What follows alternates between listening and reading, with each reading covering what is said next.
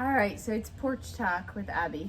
Abby and I were talking the other day, and I was like, oh my gosh, you got to come over. And we're all snuggled up in blankets because it's kind of cold outside. And talk about this concept of, I've been thinking about this a lot lately. The Lord blessed us with a new home and an area to raise our boys that we're really excited about and pumped with.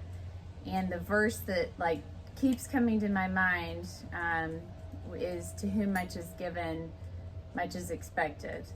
And I feel like we've been given this gift, and we all have been given gifts, you know, like we've been given the kids, our spouses, friendships, whatever it is, not necessarily material things, but we've all been given a lot of gifts that we are expected to use for His glory. So what am I to do with this gift I've been given to glorify Him? And when I was talking to Abby about it, you had such an interesting perspective on it that I was like, oh man, this needs to be heard. So what was the verse you were talking about, Abs? It's Ephesians 4:1, and it says, as prisoner of the Lord, then I urge you to live a life worthy of the calling you have received. So like, what were you saying that means to you? Like, where did that hit home with you? We all have separate gifts. So my gifts are not going to be the same as yours, and the same thing for you. Your gifts are not going to be the same as mine. I'm going to ask you something super hard. Oh gosh, okay. Totally put you on the spot. What are your gifts? Like, just one or two of them. I find that like so difficult. My boss asked me that the other day. She's like, what would you say your brand is? Like, what are you, what's your gift? What's your talent? What are you Sure. What are you best at? Sure. And the two that, for me, that come to mind first are, well, if you look at me, physical strength, Mm-hmm. and it's been that way since I was a young child. Yeah. Physical strength attributes come naturally to me. Yeah.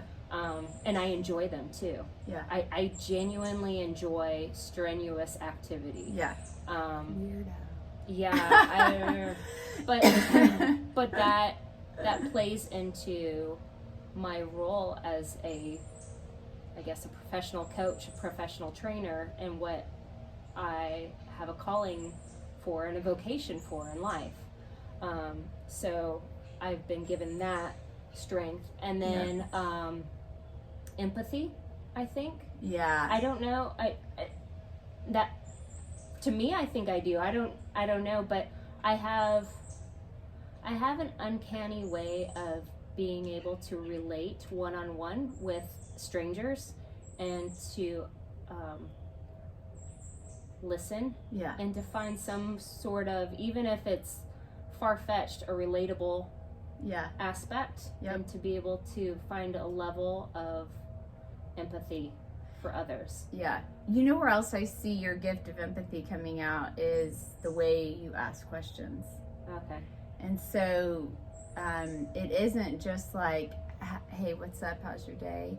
Abby, really, you dig deep and you're like, how was your vacation? I remember this is a specific one and I loved it. How was your vacation this year compared to last year? I'm like, oh my gosh, hold on just a second. I need to really think that over. But that to me is an empathetic question, because it wasn't just like, hey, did you have fun on your vacation? You wanted to dig deep into how it actually impacted our family. Sure. So I totally agree with that. That's I would say I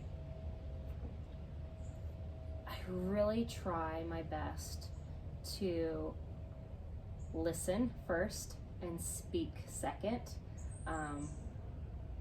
We're given 2 ears and 1 mouth for a reason. Mm-hmm. And yes. I think everybody in life just wants to be understood, wants to be heard. And listen to that, people. Yeah. That is all people want. Some people, and when you come into a situation with somebody, you're gonna think I'm strange. I always try to pray for understanding when I come into the presence of somebody else, and that they are God's creation just as much as I am. And so I try to relate to somebody as God created them special. There's something I need to learn from them just as much as they need to learn from me, and I need to pause and give them a platform to speak, because maybe somewhere else in their life they don't get the opportunity to be understood, appreciated. So you've been given that gift of strength, which I think naturally attracts people to you. And that goes with us. To whom much is given, much is expected. And so it is a load that you carry to really glorify the Lord there, you know. And that is, we're talking, so now we've talked about a physical ability. We've talked about an emotional and spiritual gift, you know, with your gift of empathy. And then I've talked about something materialistic with the house. But each of those things are different gifts that we've been given, and they're all for His glory. So